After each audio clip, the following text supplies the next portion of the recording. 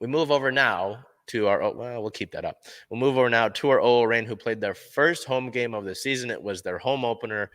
They set in a home opener attendance record at 9,219. That is a franchise record for a home opener, and it was during a Mariners game, and the Seattle Thunderbirds were playing down in Kent. So they were able to do so with other events. I believe also at the WAMU Theater, Keizo was playing a concert. I don't know who that is, but they were playing a concert. So other events were happening in the city that day, and the Reign still set an attendance record. So that's nice to see. We get into it.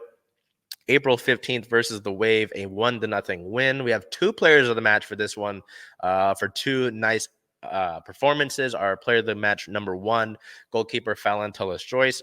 She only had a 7.9 match rating, so I question FootMob on that.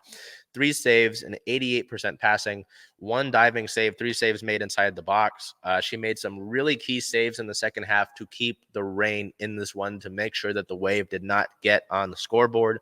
We go over it in our recap, so make sure you go to the blogs to go and check that out, and to check out the other the photos from that match. And our photo of the match involves our second player of the match, midfielder Olivia Van Der Jagt, a former University of Washington alumni, a Kent, Washington native.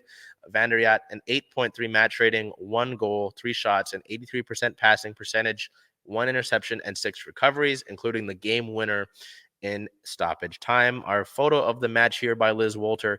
You can see the excitement there. It's like a dog pile, but not really.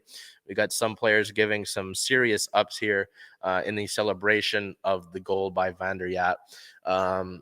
It was Olivia's first regular season goal in the NWSL and second goal of her career. The other one came in as a game winner in the Challenge Cup, about a few days off from being a year exactly. So really nice to see that. And I'm biased, so it's always nice to see the locals do well there. So, I mean, this was a match that it was interesting. You know, for the most part, the Reign had San Diego hemmed in. And, you know, I know that we've talked about it, and it's been an issue with the Reign that the finishing hasn't always been there. They need to do better in that. But nice to see them get that win. I mean, San Diego, Alex Morgan had some solid chances to score there. Phallon Tullis-Joyce made sure that didn't happen. The injury report, Angelina and Phoebe McLaren remained out as Angelina continues to deal with a knee injury and work back from that season-ending injury she had last season, and then McLaren remains out with that back injury. Rose Lavelle was questionable with a leg injury, but I imagine with the slate coming up that the Reign wanted to make sure that it was just they kept her out. It was a precautionary thing. Yeah, it was interesting because the first half, the Reign, I would say they dominated it.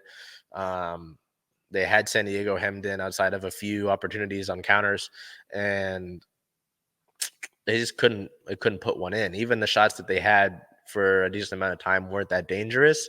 So it wasn't like you were missing out on the finishing aspect. That's why I mentioned that. In the second half, San Diego really started to put some pressure on.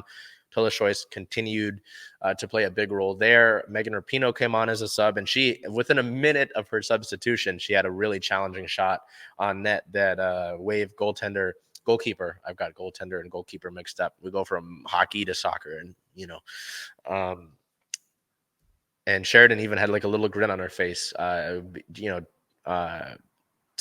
acknowledge Rapinoe. So nice to see Van Der Jagt score that one there. It was one coming off of a corner. It bounced down around a little bit. Van Der Jagt at the top of the box was able to hit it home and score that one. So really nice to see that, to see the winner, to get that home opener win.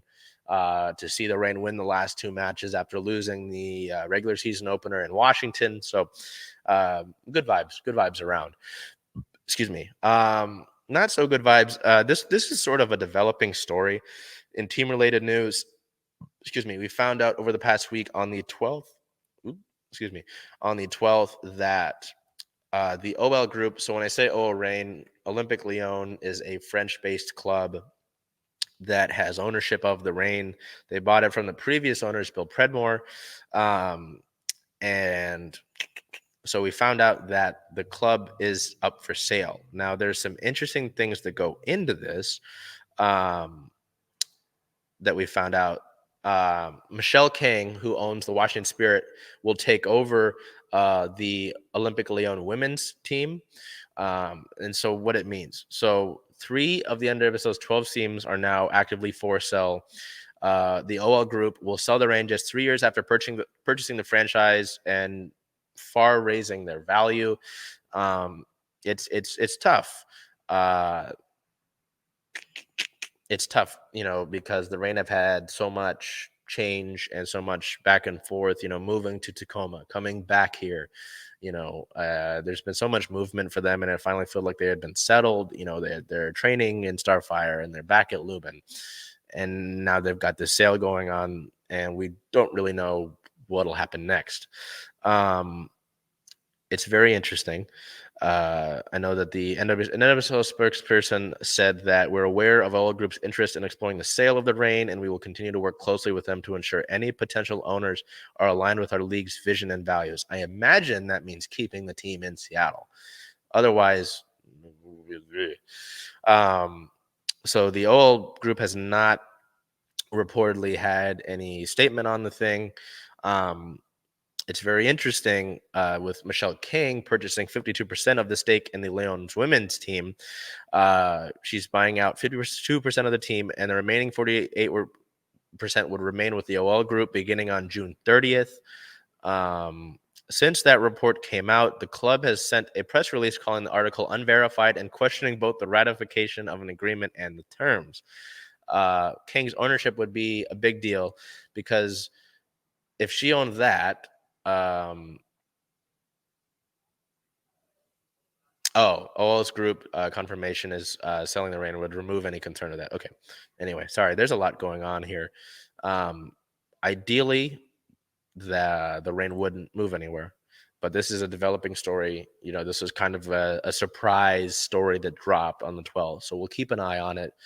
I know that the club wants to direct focus away from that and continue the regular season on. So we're going to try to do that, but also keep an eye on that story, and we'll continue to break that as that news comes out. The Equalizer, our friend Bella did a great job working on that. So we're trying to move on with regular season. The Reign sit at a 2-win, 1-loss, no draws record at 4th in the league table with 6 points. Their next few matches, they've got 2 matches. That's last week's match. They've got 2 matches here in the next week. April 19th on the road at Angel City is a 7 p.m. start. That is the first Challenge Cup match that the team will play this season that is able to watch on CBS Sports. April 22nd versus the Chicago Red Stars is a 12:30 p.m. start back at home. That's a regular season match, and that's on Paramount Plus. So two matches to play over the next week. In 2 days, they've got this one on Angel City on the road. On the road at BMO Stadium in California, and then back home on April 22nd versus the Chicago Red Stars at home at 12:30 p.m. Pacific time at Lumen Field.